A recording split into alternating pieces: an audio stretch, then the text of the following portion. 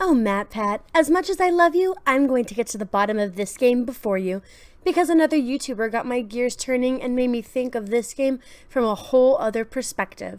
It sounded like an off comment, but it totally makes sense.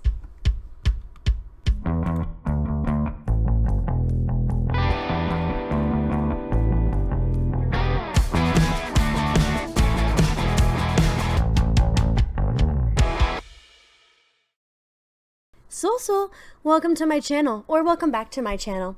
We're covering something that isn't The Sims today, and that's because I've been obsessed with Poppy Playtime, and a certain theory came in my head the other day, and I just can't get rid of it. Markiplier finally got his playthrough of Poppy Playtime Chapter 2 uploaded, and almost immediately he said something that made me start thinking hard. I don't remember how to really use them.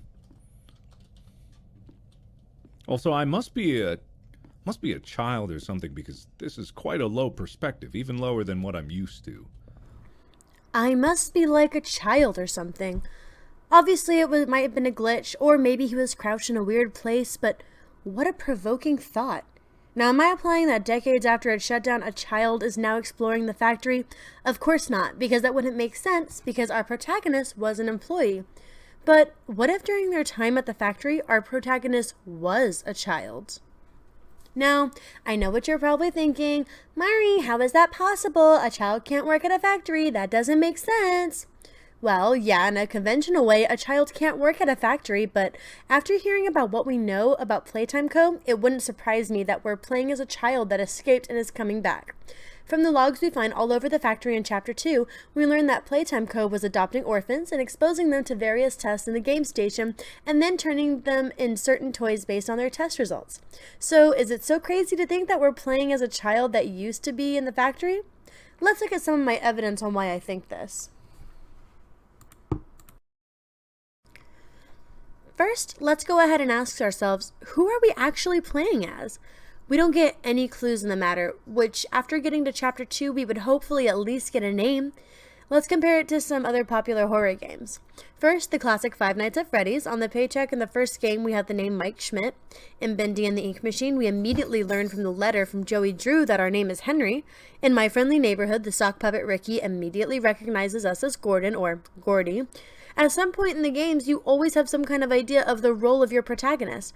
All we know is we used to work at Playtime Co. We don't know what we did, who we are, our age, our gender, anything. But one thing is for sure, is that we were not a scientist or an executive.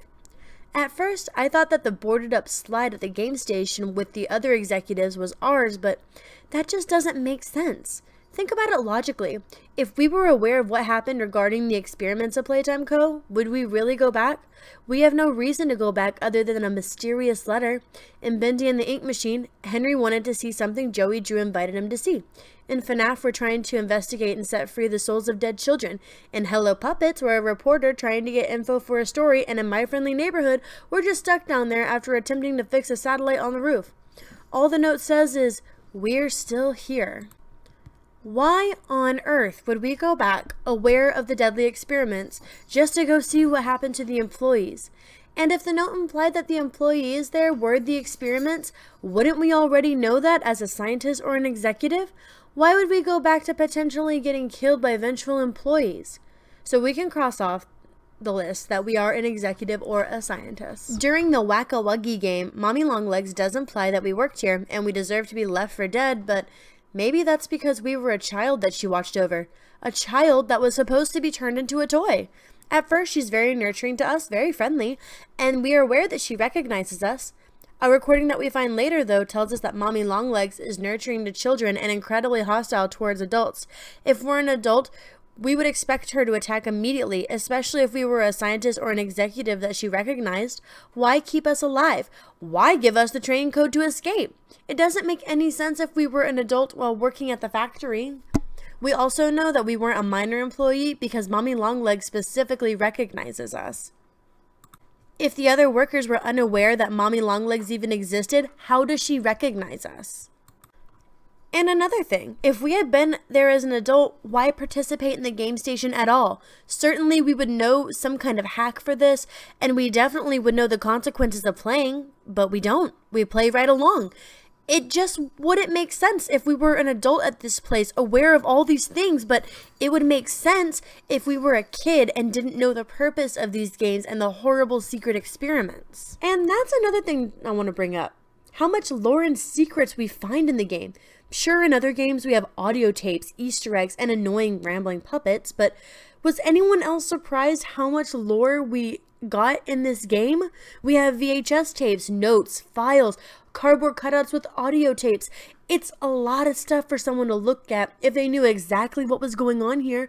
The VHS tapes are labeled, so there's no mystery to what's on there. We're aware of the experiment, so why waste time grabbing this stuff and looking at it while we're constantly on the edge of being killed by horrible monsters to get us at any moment? And the grab pack tutorial tapes. Why would we need a tutorial if we used them before? It just seemed like something employees would be trained on, and even kids who played Whack-A-Wuggy were instructed how to use them. And if we weren't aware on how to use them, the tutorial would just pop up on the screen like any other game, not an in-game VHS tape similar to how we get lore. It just all seems fishy. But if a child happened to escape before being tested, it makes more sense than someone who is aware of all this.